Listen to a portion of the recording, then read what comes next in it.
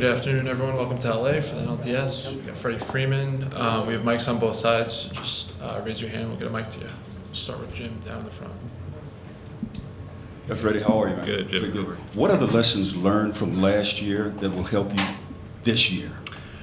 Yeah, I mean, I think a lot of went into last year was us not hitting with runners in score position. I think from game 2 to 4, we were we had a stretch of 0 for 18, 0 for 19, 0 for 20. So I wish there was a blueprint of this is what we need to do better. It's really if we can get the big hit. That's what playoffs are. It's if you can get a guy or two on, hit a big 3-run home run. Pitching obviously is massive in playoffs, but if we can just get the big hit this year, that I think we'll be okay.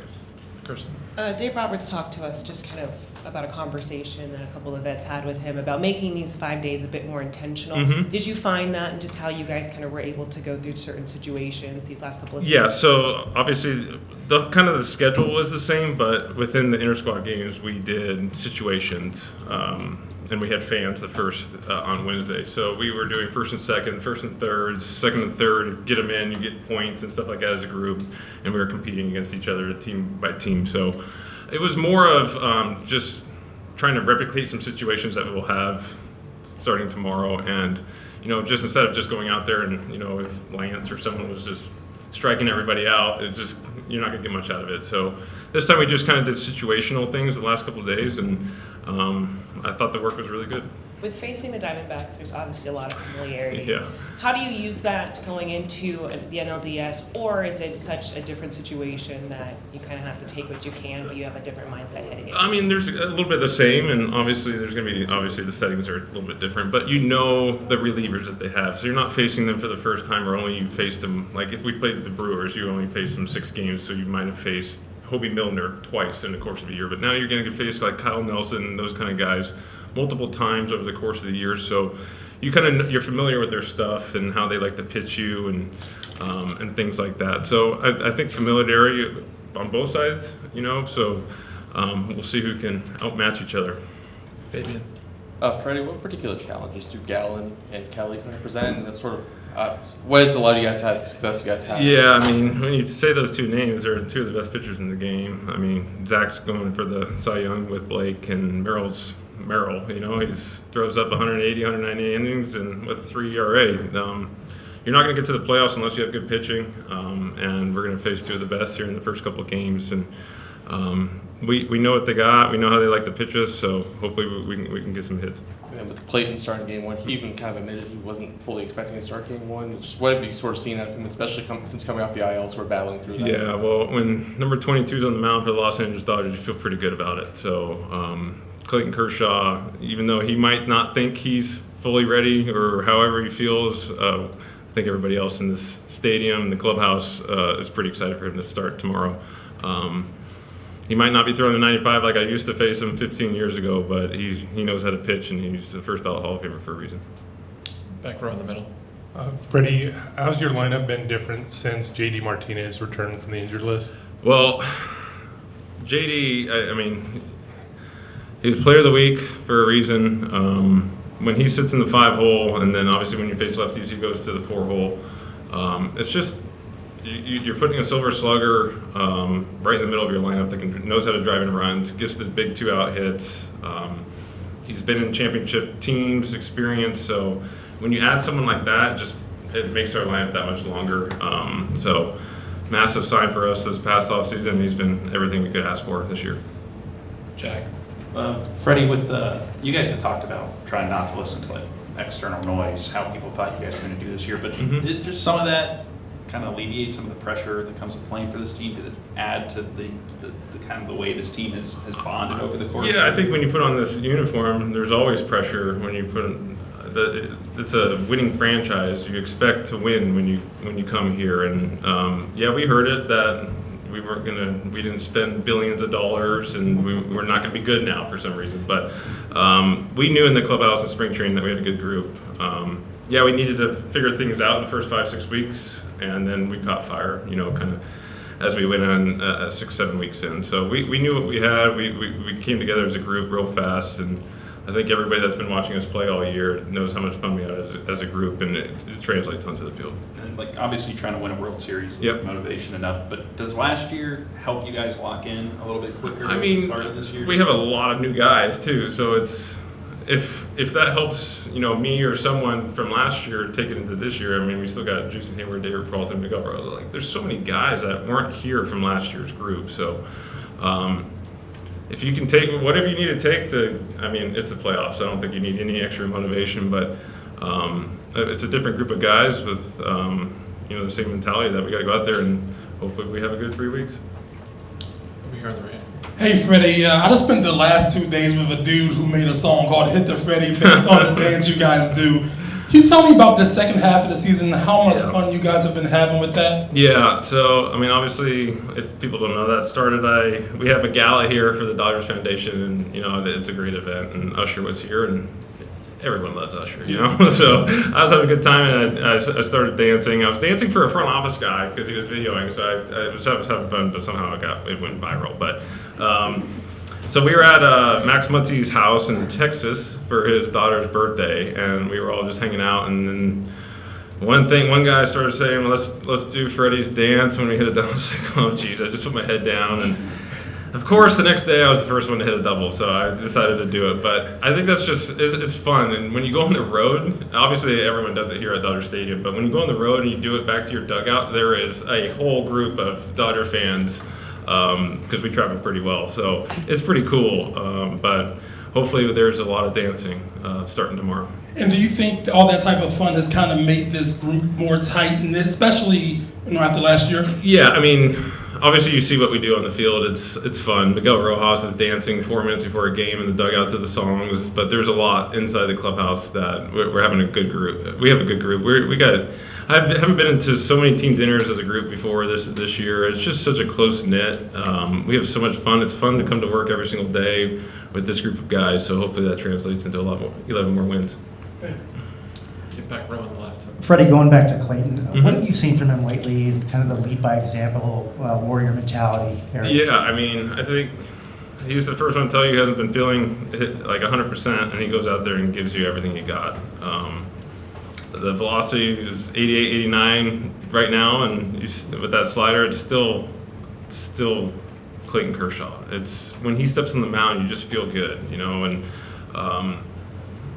you're not going to feel good every single day for position players, maybe not every 5 days for starters, but when you're a competitor like he is, you find ways. You just find ways to be able to compete. You grind. You do everything you can in between starts to do the best you can. And what he's been able to do the last couple of months, the way he's felt, it's inspiring. It's like there's a reason Hall of Famers are Hall of Famers, and this is another chapter to Clayton Kershaw that just solidifies everything he's ever been about. Wow. Hey, Freddie, another Clayton Kershaw question. Obviously, you know his talent before you got here, but what has stood out to you in the 2 years you've been together, and have you ever stepped back and say, man, at least I get to spend part of my career with Clayton Kershaw? Yeah, I think everyone that steps foot in the Dodgers clubhouse gets to say they get to be a teammate of Clayton Kershaw, but I've always, I got to play with Chipper and Hall of Famers and things like that, but I always like to see how people are on their start days, especially starting pitchers. And Clayton is, it's fun. He conserves all his energy. He knows what he's doing day in and day out. When he starts and then the 4 days leading up to starts, his work ethic in the weight room. Most people don't see he's here at 1 o'clock after start days in the outfield, doing his exercise, getting his body getting ready for the next start. It's incredible, his work ethic, and he doesn't have the career he has just showing up every 5 days. But his start days I wish we could. I don't think he likes talking about it. I wish we could have a camera and just follow him around. It's a treat. But being around a Hall of Famer for 2 years, it's been nice. Down here in the front.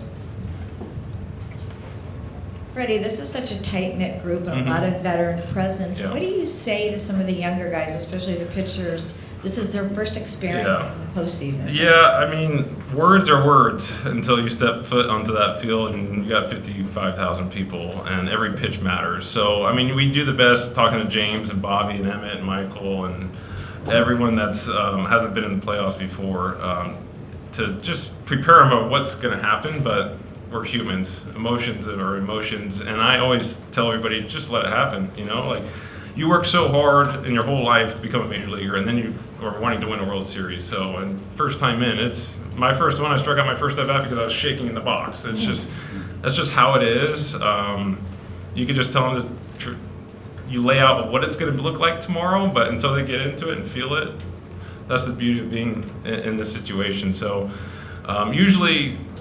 One of my favorite things about this is being having one of the best records. You get home field advantage, so we are playing defense first. So you can get out there and play defense and kind of calm down by the time you get your first at bat potentially. But no, we just say we lay out what's going to look like, but let it happen. Let the emotions happen, and once you get through the first little at bat, maybe the first play, everything usually settles down, and it's just a baseball game. Until 60,000 people are screaming. Yeah, I think Kirschcam on streaming service is a Right? moneymaker. I think it would be. Yeah. So He's what- getting toward the end of his career, so maybe he'll allow that. You know? So what was at stake with these sim game points and who won? The blue teams won. So, but I was on the blue team the first day. We had the most points, and then the blue team, we switched jerseys, and the blue team beat us yesterday. So, no, it was just more of bragging rights. Blue team was hot, but you know, I felt like we had a chance yesterday. So we had bases loaded. There was no outs, and Doc instead wanted Johnny DeLuca to bunt. You know, just to work on a defensive play. And I was like, wait a second.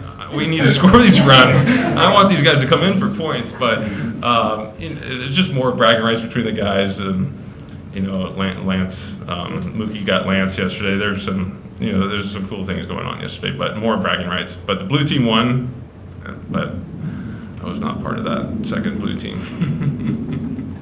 Back row on the right. Hey, Freddie, Yeah. in a traditional best of 7 playoff series, you can afford a loss, maybe even 2, but in a best of 5, games become more critical. Does that change strategically, mentally, anything about the game? Not for us. I mean, we're just trying to win every single game. I'd rather go win every game and never lose a game. But it's kind of set up a little differently this year with the day off in between the first 2 games. So your game 1 and game 2 starters can now pitch game 4 and 5, if that were the case. But I mean, I think strategy, I'm just trying to hit. So I think that would be a question for Doc if they're in that group. I'm just trying to do the best I can to get hits. Any last ones, Freddie? Here in the front. Freddie, congrats on a great season so far. Thank you. So, it seems like the national narrative is you guys have a great offense, historically great, first team to score 900 runs since the franchise moved to LA. But can you talk about all the confidence you have in the pitching staff to have enough to get it done in October? Yeah, so I think a lot of it's been talking about our pitching. We have Clayton is the only one from our opening day rotation that's in there now. We have a lot of, we have Emmett, you have Bobby, who's taken massive steps from the first start he made this year to what he looks like now. Michael Groves taking down quality ends, Gavin Stone, Lance Lynn, Ryan Yarbrough, who's been huge for us ever since we got him over. And then the back of our bullpen, I mean, you got Bazooka, you got Caleb, Gratterall had an unbelievable year. Evan's been, what you as a closer, he's been unbelievable. So I think it's just everything's shaped up. We have rookies in our starting rotation, but when you have the rookies that are those kind of rookies, you feel good about them because they're quality people. They're awesome to be in the clubhouse with, and they have great arms. So I think we feel confident with our group. Awesome, thanks, Rick. Here in the second row, right? Hey, Freddie. Hi.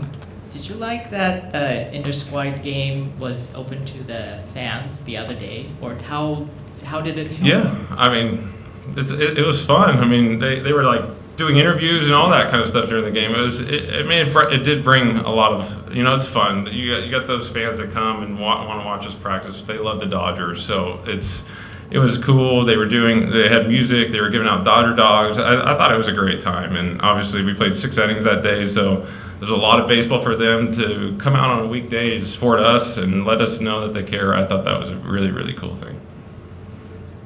Last one's for Freddie. All right, Freddie, thanks for All right. coming. See you tomorrow. Yep.